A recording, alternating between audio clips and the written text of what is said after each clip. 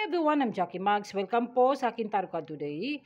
Thoughts Loving Word Jesus po para sa mga Pisces, Cancer, Scorpio sa month October 2024. Ito'y pawang gabay lamang po ito na sa taas ng ating pagtiwala sa ating Panginoon at be minded po sa aking mga readings. Hindi lahat 100% po na makaresonate sa inyo guys. Kung ano po man ang sitwasyon ko ano pong nakaresonate sa inyo guys. Think positive lang po at ito ay general reading lamang po ito at hindi lahat po maka-relate sa inyo guys.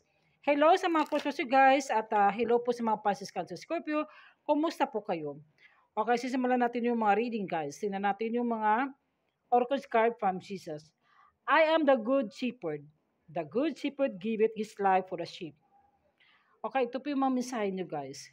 Pangalawa naman po, heal the sick that are thirsty, and say unto them, the kingdom of God is come to the kingdom of God is come nigh unto you. Pangatlo naman po, blessed are the peacemakers, for they shall be called the children of God.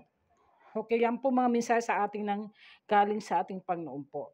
So kung kayo po may karamdaman, kung kayo po may minsan nagkaroon ng distraction o kaya na kailangan ng healing man by the Spirit, kayo po ay manalangin po. Magdasal at higit sa lahat yung strength niyo po. Huwag mawalan ng pag-asa kayo kasi masyado kayo nag-aalala sa mga anak niyo, sa family mo. Unahin mong sarili mo. Some of you naman po kayo may nag-aalala kayo sa family po. So huwag mawalan ng pag-asa po. Kailangan din ay marunong ka din mamumanawa sa ibang tao. Lalo po kayo makaramdaman kayo at ayaw mo kasi ma-istorbo sa iba. Ang higit sa lahat po, magdasalan po. Ito po yung mga tarot card reading po. The Two of Cups, kahit ano pang mangyayari, kahit nagkasakit ka man, kahit bukod ka man busy sa trabaho sa negosyo, at kayo pa rin ay nagbibigay ng attention yung kapariha mo, yung partner mo, sa mga anak mo, at do not give up yung people on you love. Kayo po ay divinely guided na ating mga anghel po.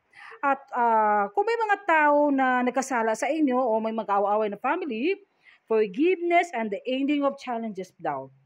May mga changes gift, may mga, pambawa, mapagbigay itong tao to, magkaroon ng soulmate, twin flame, kapariha, karelasyon, kaasawa mo to, may mga bagay-bagay na meron kayong plano na magkaroon ng bahay, magkaroon ng mga goal expansion, sa isa, talagang hindi ka talaga sumusuko sa yung partner mo. Mahal niyo sa isa po. At sabi po nating Panginoon, huwag daw basta-basta mag-give up lang.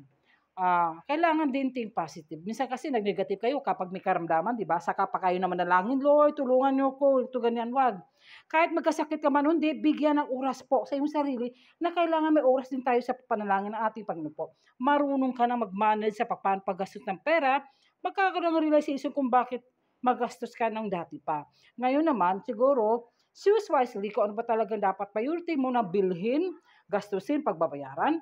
So, marunong ka na mag-manage sa iyong oras, sa attention sa iyong mga anak, sa minamahal mo, sa partner mo. Some of you naman, parang gusto niyo mag-invest ng pera o negosyo. Possible po na siguro may magprinda ng mga alahas o may bigyan ng alahas sa inyo dahil sa busilak ng gandang kalooban po sa inyo. Pwede kayo po magbigay o pwede ito yung partner po. Ito naman, do not give up on your dreams. Ano yung mga pangarap mo sa isa't isa, sa family mo, sa mga anak mo, sa partner mo. Magtatagumpay ka. Kung kayo po nagkasala, yung partner mo, pawi po kayo sa panahon na paano nyo ipuno yung mga pagkukulang sa isa. Hindi ko alam kung ikaw ba itong partner mo po. At huwag kang susuko sa mga hamon sa buhay. At huwag kang masyadong ma-absorb ng mga environment po sa mga paligid na alam mo naman na nakabibigay ito ng stress sa'yo. Ito naman po, the Six of Cups. Wow. They offer that body to engagement, wedding, pwede to guys na past person coming towards you, o pwede to nga person na darating ito sa buhay mo. Siguro guys, nagkabati na kayo ng person mo, nagkaroon ng pagkatampuhan, ngayon naman naging okay na kayo. May mga plano kayo sa isa na sana ay maging maayos ito, kung ano yung mga past na nangyari sa inyo, ngayon naman bumabawi kayo sa oras ito isa. So, hindi ko alam kung ikaw ba nagtatampo o ito yung partner mo. Saka meron ka naalala nung bata ka pa, na ayaw mo, na mangyari ito sa family mo o sa mga anak mo. Lagi yan sinasabi sa partner mo yan, pinaalala mo yan, kaya masyado kang sensitive. Ngayon, nang dahil sa mga nangyari mo sa mga past, pwede sa relationship mo. Tingnan natin po sa mga angel or cards, sa mga sa mga water signs.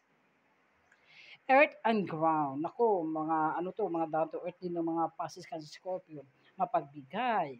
Higit sa lahat, kung ano yung mga problema, naging makumbaba kayo, naging patient ka, at ginagawa mo ng mga tungkulin mo bilang isang ina, asawa, o partner, o either sa trabaho, either sa negosyo. Romance and connection ako.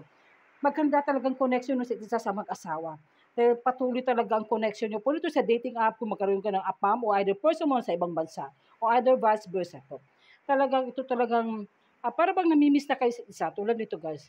Namimiss sa isa, gusto nyo magkasama kayo o either na pinapangarap mo na mauwi si person mo o sino ba ito. At ito naman po ng another oracle card ng water signs po.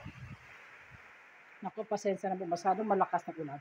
Acceptance. I am learning to accept the things that I cannot change. May mga ugali na kailangan na ayusin mo yan.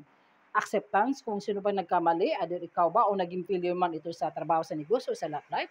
Purpose, may mga purpose na ma-learn. Lesson and learn.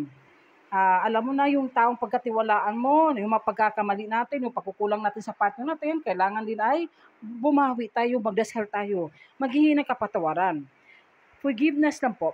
Purpose, I know what I am here to do. Kaya ako nandito kasi gusto ko ipaliwanag sa iyo, ipakita ko na yung mga pagkukulang ko. Kunwari, mga ganun lang, no? Example lang. Pwede ikaw itong person mo. May mga purpose kung bakit ka bumabalik sa ibang bansa, either pag uwi na bang sa Pilipinas, either uwi ka sa family mo na may mga explanation na kailangan mo maunawan ito si person mo. Pwede sa family mo o sa mga anak mo. Ito naman po the mystical wisdom oracle card po sa mga water signs.